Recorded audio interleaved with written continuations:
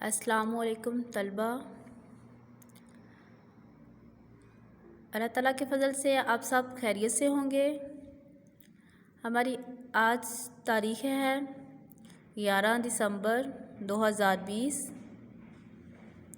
دن جمعہ۔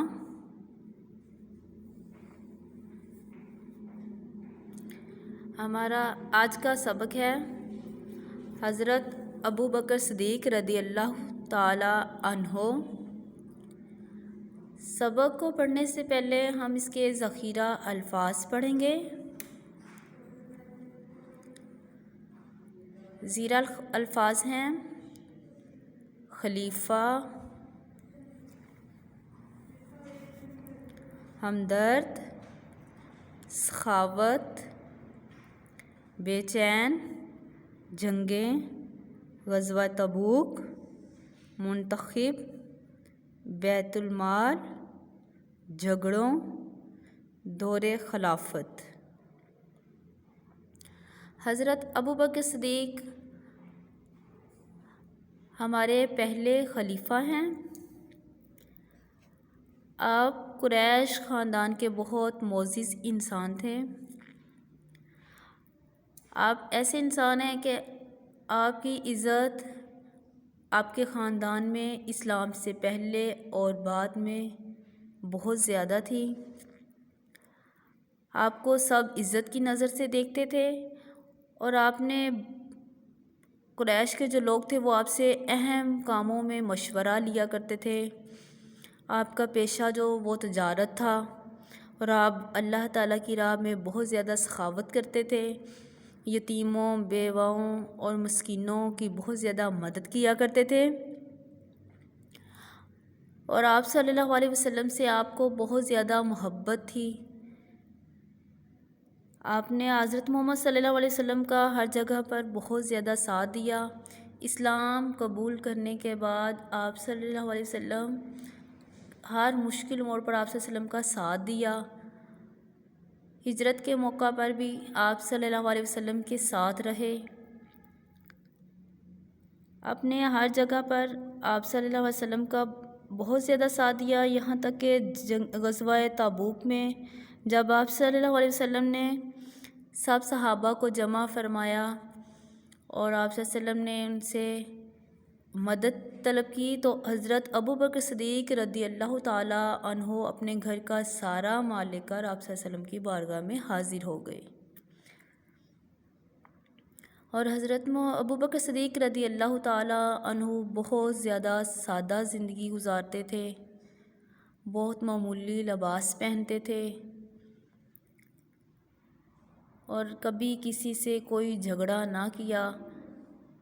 اور آپ صلی اللہ علیہ وسلم کی وفات کے بعد، آپ صلی اللہ علیہ وسلم کے وصال کے بعد جب آپ کو خلیفہ منتخب کیا گیا تو بہت زیادہ جھگڑے جو ہیں شروع ہو گئے، لیکن آپ نے عقل مندی سے، سمجھداری سے ان جھگڑوں کو ختم کیا۔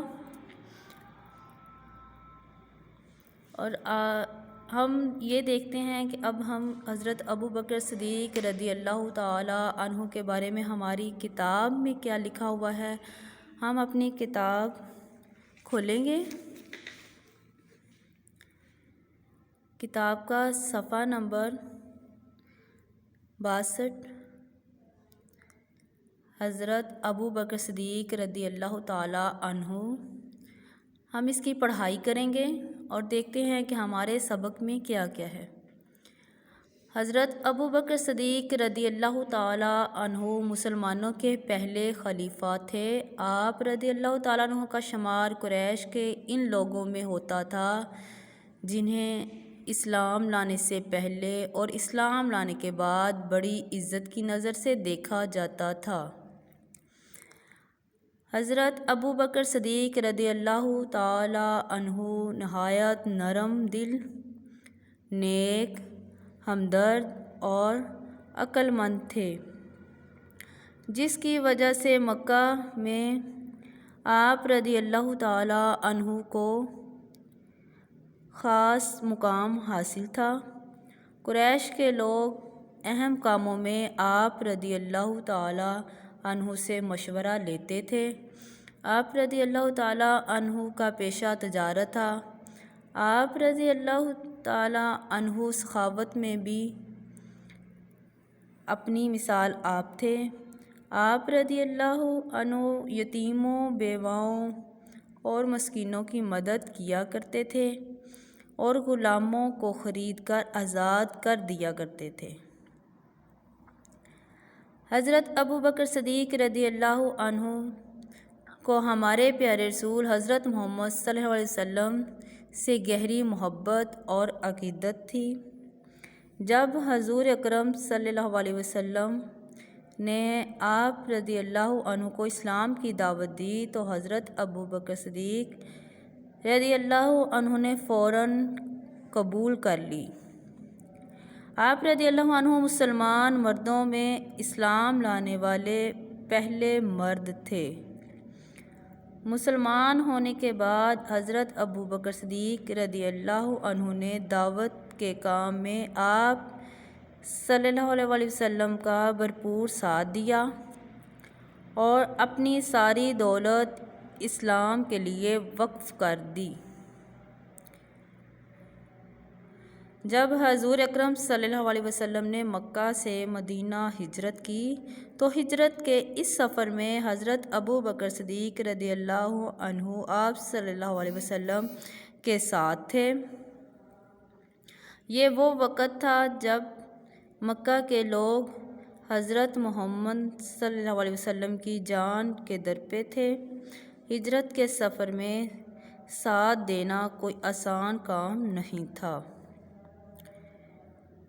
رسول اللہ صلی اللہ علیہ وسلم سفر کے دوران حضرت ابو بکر صدیق رضی اللہ عنہ کبھی حضور اکرم صلی اللہ علیہ وسلم کے آگے ہوتے، کبھی پیچھے، کبھی دائیں اور کبھی بائیں۔ جب رسول اللہ صلی اللہ علیہ وسلم نے پوچھا تو عرض کی کہ میں بے چین ہوں کہ کہیں دشمن کسی طرف سے حملہ نہ کر دے۔ حضور اکرم صلی اللہ علیہ وسلم کے زمانے میں کفار سے جتنی بھی جنگیں ہوئیں، حضرت ابو بکر صدیق رضی اللہ عنہ نے ان تمام میں شرکت فرمائی، ہمیشہ حضور اکرم صلی اللہ علیہ وسلم کا ساتھ دیا۔ غزوہ تبوک کے موقع پر گھر کا سارا سامان حضرت محمد صلی اللہ علیہ وسلم کی خدمت میں پیش کر دیا۔ صفحہ نمبر 63 کھولیں۔ حضور اکرم صلی اللہ علیہ وسلم کی وفات کے بعد آپ رضی اللہ عنہ کو صحابہ کرام رضی اللہ عنہم نے اتفاق رائے سے اپنا خلیفہ منتخب کیا۔ خلافت کے دور میں بھی حضرت ابو بکر صدیق رضی اللہ عنہ کی زندگی سادگی کا نمونہ تھی۔ سادہ غذا کھاتے، معمولی لباس پہنتے تھے، بیت المال میں جو کچھ آتا لوگوں میں تقسیم فرما دیتے۔ آپ رضی اللہ عنہ کے دور خلافت میں بہت سے جھگڑے شروع ہو گئے۔ کچھ لوگوں نے جھوٹے نبی ہونے کا دعویٰ تک کر دیا اور کچھ نے زکوٰۃ دینے سے انکار کر دیا۔ آپ رضی اللہ عنہ نے اپنی سمجھ اور عقل مندی سے ان جھگڑوں کو ختم کیا۔ حضرت ابو بکر صدیق رضی اللہ عنہ کا انتقال 13 ہجری میں ہوا۔ وفات کے وقت آپ کی عمر 63 سال تھی۔ آپ رضی اللہ عنہ 2 برس 3 ماہ 11 دن خلیفہ رہے۔ آپ رضی اللہ عنہ حضرت عائشہ رضی اللہ عنہا کے حجرے میں رسول اکرم صلی اللہ علیہ وسلم کی قبر مبارک کے قریب دفن ہیں۔ ہم نے سبق کی پڑھائی کی۔ اب ہم اپنا سوال نمبر 1 خالی جگہ پر کیجیے، حل کریں گے۔ نمبر 1، حضرت ابو بکر صدیق رضی اللہ عنہ مسلمانوں کے پہلے خلیفہ تھے۔ نمبر 2، مردوں میں سب سے پہلے حضرت ابو بکر صدیق رضی اللہ عنہ اسلام لائے۔ نمبر 3، حضرت ابو بکر صدیق رضی اللہ عنہ کا پیشہ تجارت تھا۔ نمبر 4، غزوہ تبوک کے موقع پر حضرت ابو بکر صدیق رضی اللہ عنہ گھر کا سارا سامان حضور اکرم صلی اللہ علیہ وسلم کے سامنے پیش کر دیا۔ نمبر 5، حضرت ابو بکر صدیق رضی اللہ عنہ نے 63 سال کی عمر میں وفات پائی۔ یہ خالی جگہ پورا ہم کریں گے۔ اس کے بعد صفحہ نمبر 64 کھولیں۔